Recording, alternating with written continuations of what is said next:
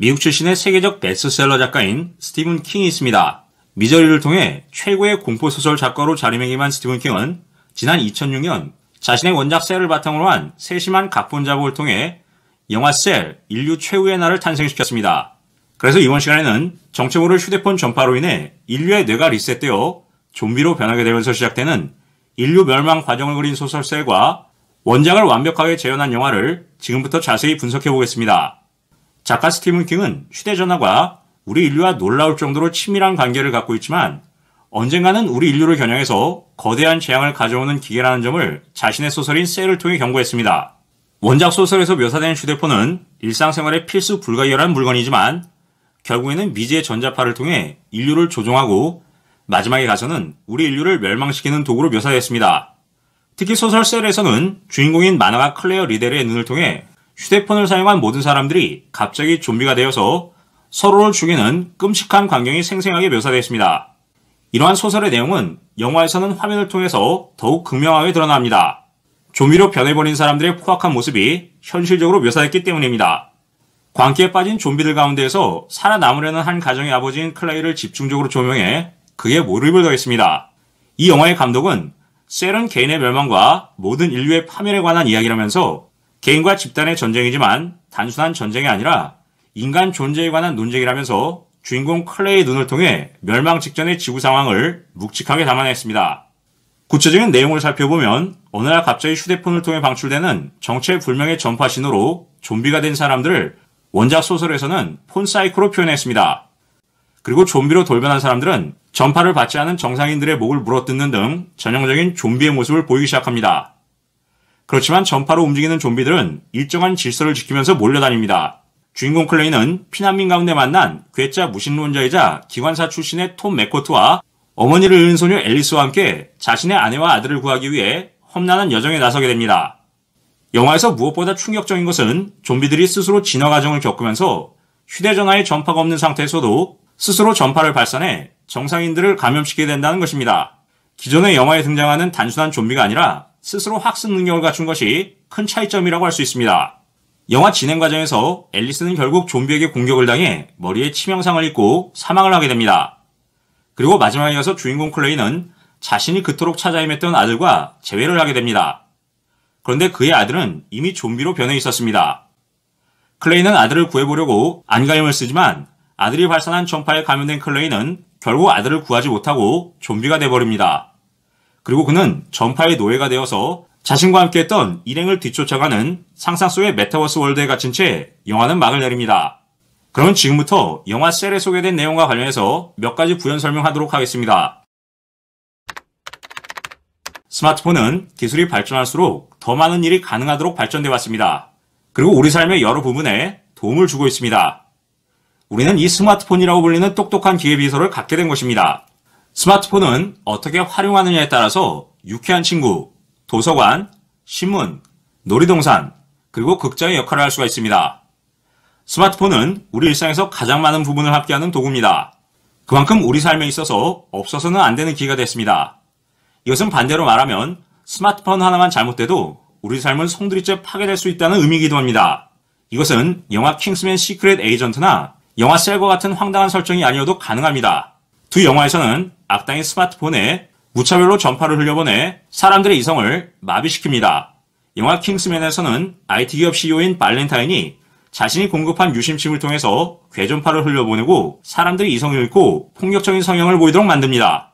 마찬가지로 영화 셀에서는 어디선가 흘러나오는 괴신으로 사람들이 좀비처럼 변해서 상대방을 공격합니다. 이 두 영화는 스마트폰으로 할 수 있는 가장 괴기스러운 상상을 보여준 영화라고 할 수 있습니다. 장시간 휴대전화를 사용하는 것은 뇌파 가운데 베타파를 자극하고 스트레스와 불안, 근육 긴장, 편집증, 불면증 등 부정적인 영향을 줄 수 있다고 합니다. 특히 베타파는 바쁘거나 불안한 상태일 때 지배적으로 증가하는 인간의 뇌파입니다. 구체적으로 인간의 귀에 전화를 대고 사용할 경우 스트레스와 불안 유발 영향이 더 크다고 합니다. 이러한 베타파의 영향으로 나타나는 증상을 살펴보면 다음과 같습니다. 예를 들어 근육이 긴장되고 불면증이 심한 사람의 경우에는 좀비처럼 거리를 걸어 다닐 수가 있습니다. 게다가 스트레스와 불안, 그리고 편집증이 심해지게 되면 폭력적인 성향을 보일 수가 있다고 합니다. 이러한 현상은 스마트폰 증후군을 통해서도 드러납니다. 이러한 특징 외에도 핸드폰에 탑재된 인공지능 기능 또한 무시할 수가 없습니다. 현재 인공지능은 바둑기사 이세돌에게 4승 1패를 거뒀습니다. 그렇지만 수능을 보게 만들면 대학에도 못 갈 수준의 점수를 받습니다. 그렇지만 인공지능은 결코 무시할 수 없는 기능을 가까운 장래에 보유하게 될 가능성이 높습니다.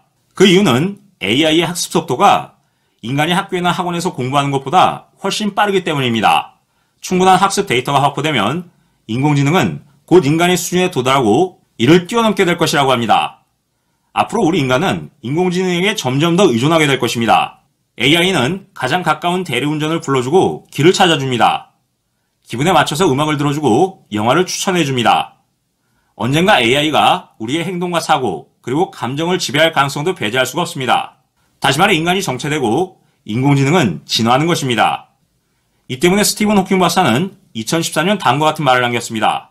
생각하는 로봇 개발을 위한 완전한 인공지능의 등장은 인류의 멸망을 가져올지 모른다고 말했습니다. 인공지능이 언젠가는 빠른 속도로 자체 개량하면서 비약적으로 도약할 수 있다는 점을 근거로 들어서 인간 능력의 진화에는 한계가 있기 때문에 인공지능을 대적하지 못할 것이라고 호킹 박사는 말한 것입니다. 미국 펜실베니아 대학의 뇌손상 치료센터의 연구에 따르면 무기화된 극초단파의 경우에는 인간의 뇌를 손상시키는 것이 가능하다고 합니다. 극초단파는 전자레인지 등에 활용되는 짧은 파장의 전파입니다. 구체적으로 전자레인지는 2.45GHz의 극초단파를 활용합니다. 이를 통해 음식 내에 있는 물 분자를 진동시켜서 음식을 덮이게 됩니다. 이러한 전자레인지는 2차 대전 무렵에 군사용 레이더를 개발하는 과정에서 개발됐습니다. 극초단파는 파장이 짧기 때문에 전자레인지 내부 같은 좁은 공간에서는 효과가 매우 큽니다. 영국의 전설적인 SF 작가가 있습니다. 바로 아서 클라크인데 그는 다음과 같은 말을 남겼습니다. 제1법칙, 어떤 뛰어난 그렇지만 나이 든 과학자가 무언가가 가능하다고 말했을 때 그것은 거의 확실한 사실에 가깝다. 그렇지만 그가 무언가가 불가능하다고 말했을 경우에는 그의 말은 높은 확률로 틀렸다.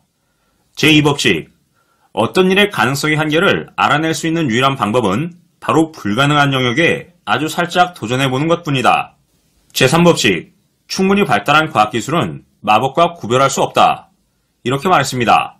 지난 2014년 브라질 월드컵 개막식에서 하반신이 마비된 청년이 기적의 시축을 선보였습니다.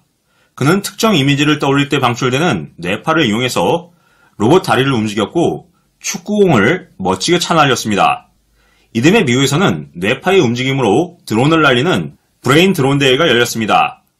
인간이 생각하는 것만으로 기계를 조종할 수 있게 된 것은 뇌와 기계의 상호작용 기술 덕분입니다. 우리의 자유의지가 살아있다는 증거는 마귀가 지금도 강력하게 활동하는 것을 통해 알 수가 있습니다. 성경을 보면 아담이 타락하기 전에 에덴 동산에 들어가서 마귀가 했던 일을 보면 알 수가 있습니다. 마귀는 인간의 자유의지를 교묘하게 이용해서 우리 인간으로 하여금 범죄하도록 만들었습니다. 지금 이 시간에도 마귀는 우리 인간이 가진 자유의지를 통해서 범죄를 하도록 유도하고 있습니다. 이처럼 자유의지를 제대로 사용을 하게 되면 구원을 더욱 이루어갈 수가 있고 잘못 사용하게 되면 범죄함으로 인해서 받는 구원도 놓칠 수가 있습니다. 예수께서 십자가에 달려 돌아가심으로 구원의 길을 열어주신 것은 하나님이 하신 일입니다. 그 다음에 우리 성도들이 해야 할 일은 그 구원의 길로 달려가는 것입니다. 달려가면서 받는 핍박과 어려움, 고난, 눈물, 그리고 인내는 우리 성도 각자가 감당해야 합니다. 그리고 이것은 자신의 의지로 결단해야 합니다. 우리는 지금 구원을 위해 성령의 지혜를 구하고 참된 구원을 이루도록 더욱 노력하는 자세가 요구되는 시대에 살고 있습니다.